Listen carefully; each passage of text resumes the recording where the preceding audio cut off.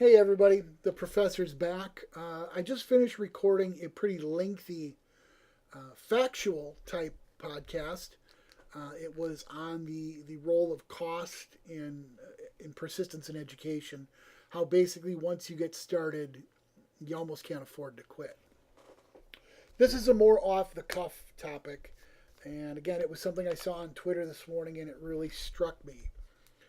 The idea for this one is walking the fine line. And it's walking the fine line of being, I'm a science person. I consider myself a conservative. I don't necessarily like what some people in the media call postmodernism and third wave feminism. I don't like the idea of victim culture. I really believe in the power of the individual. Um, what's that famous quote? The ultimate minority is the individual. And so I really believe in the rights and the sanctity of the individual. I don't personally buy into collectivism a whole lot.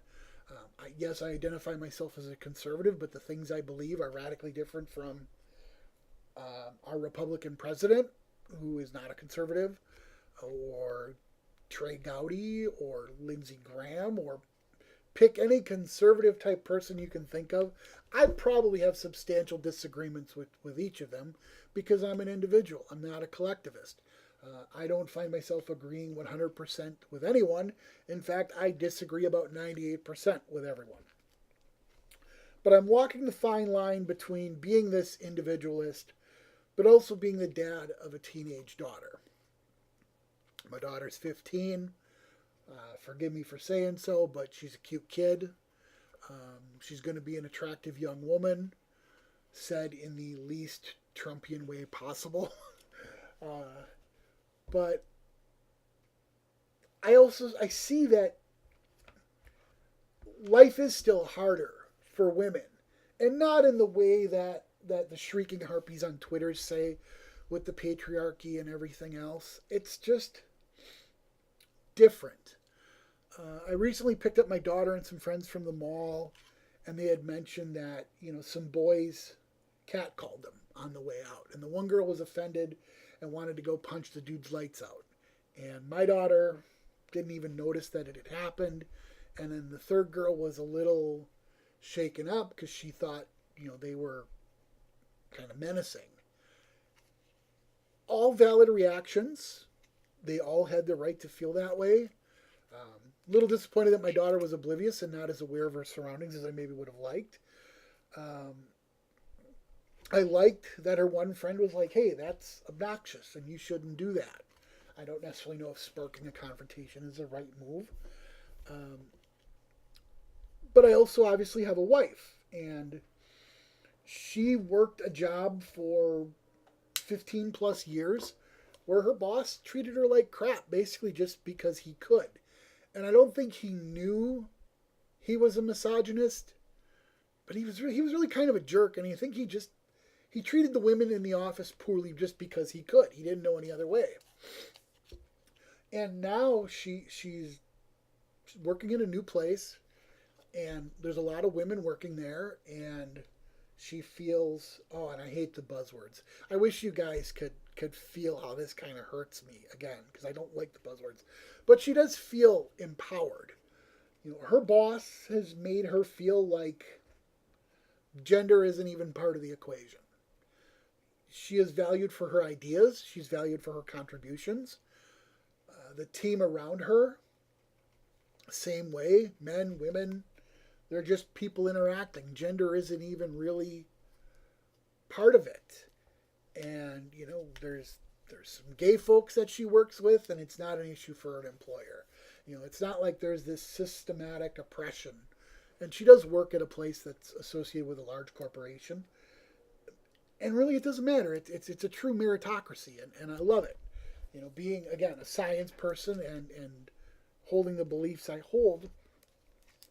But at the same time, I know my wife faces things that I don't face.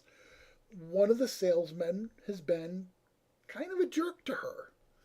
Just kind of because he has a problem with women.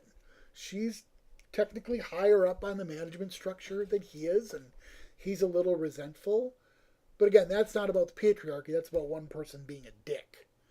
And she doesn't like that this guy's a dick. And my wife is a feeler, so she came home and she was offended and upset, and she cried about it sometimes. And, eventually she spoke up and talked to her boss about it and, got HR involved. But then she felt bad because she potentially hurt the guy's feelings and stuff. And here I am walking that fine line between, okay, dude was a dick and needed to hear about it, but also wanting to stifle my own, I guess I will just say, patriarchal leanings and go, hey, the guy was a dick. You called him out on it. Get over it.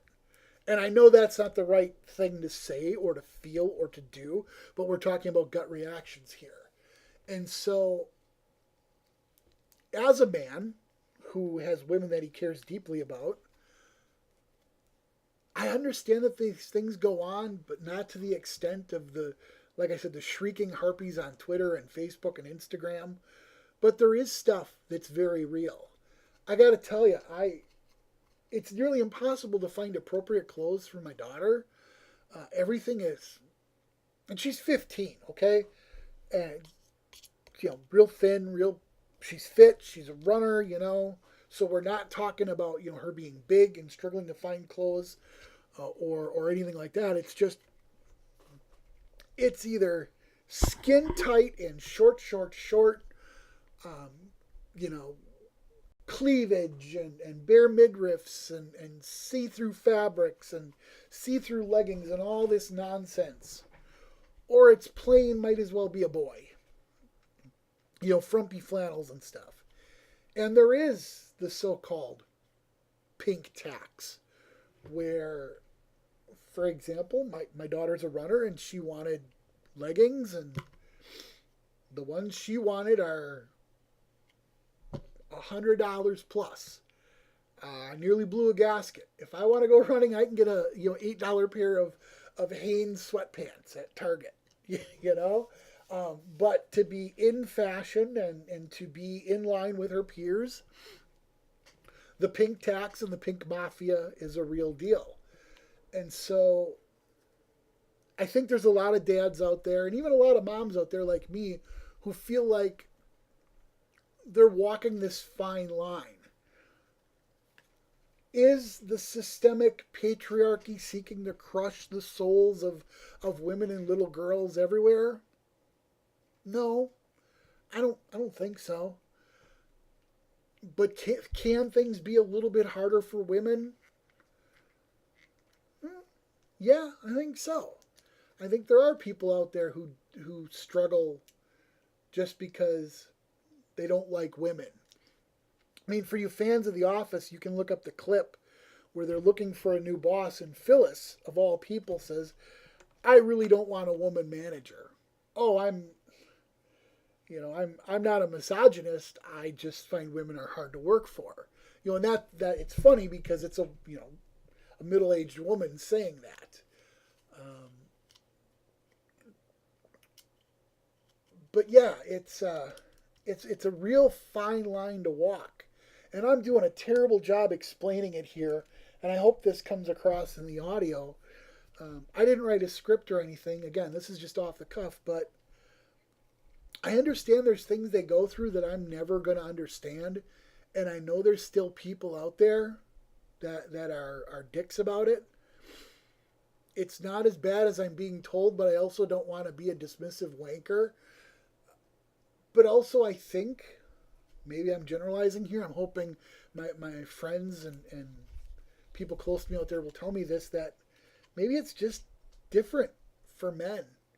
There's something that would be said to me just rolls off my back. F that guy. And just move on. But with my wife being more of a feeler than I am, it'll stick with her. Or maybe that guy wouldn't have said that thing at all to me because I'm a dude and I'm more liable to turn around and go, hey, stop being a dick. But women aren't afforded that luxury because if they do that, then they're difficult or they're bitchy or whatever. And I do hear my wife snipe a little bit at some of the women she works with, because they're maybe not as much of a team player as she is. So I think, if anything, that says, we can't just say it's all men or all women.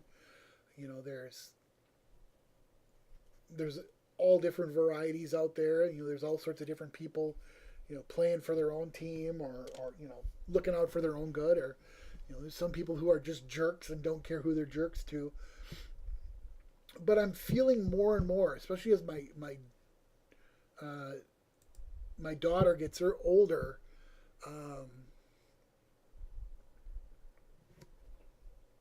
There is something there, but I don't know how to navigate it. And so I think maybe I'll revisit this topic later on. But I hope you guys have a better time navigating this path than I do. And again, shout out to all the people out there in the real world who help inspire these things. I hope you're having a great day and treat each other well. Have a great day, everybody. Bye.